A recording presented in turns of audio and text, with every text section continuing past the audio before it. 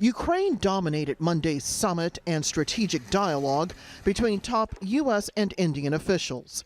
That's because despite nearly 7 weeks of war, Delhi has refused to condemn Moscow's decision to invade or back international efforts to hold it accountable, whether via sanctions or suspension from the UN Human Rights Council. Before the cameras, U.S. President Joe Biden and Indian Prime Minister Narendra Modi were quick to agree. Civilians are paying the highest price, including in Bucha and Kramatorsk. We immediately condemned it, and we demanded an independent inquiry. We hope that the talks going on between Ukraine and Russia will lead to peace. I want to welcome India's humanitarian support for the people of Ukraine who are suffering a horrific assault, including a tragic shelling on a train station last week that killed dozens of innocent children and women and civilians attempting to flee the violence. White House aides called Biden and Modi's conversation candid, but they also said Biden did not make any demands of Modi. The situation is complicated. Delhi has a robust relationship with Moscow dating back to the Cold War.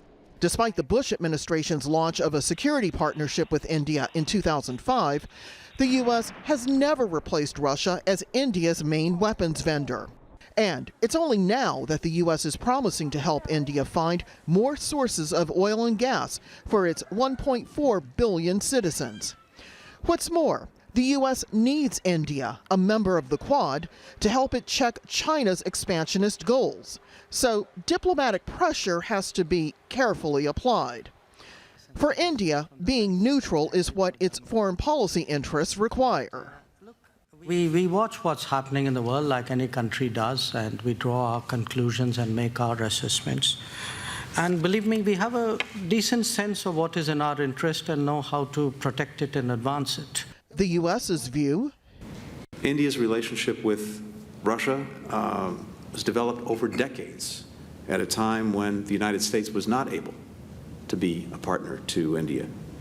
Times have changed. So even after a day of high-level meetings between the U.S. and India, a lot of questions remain.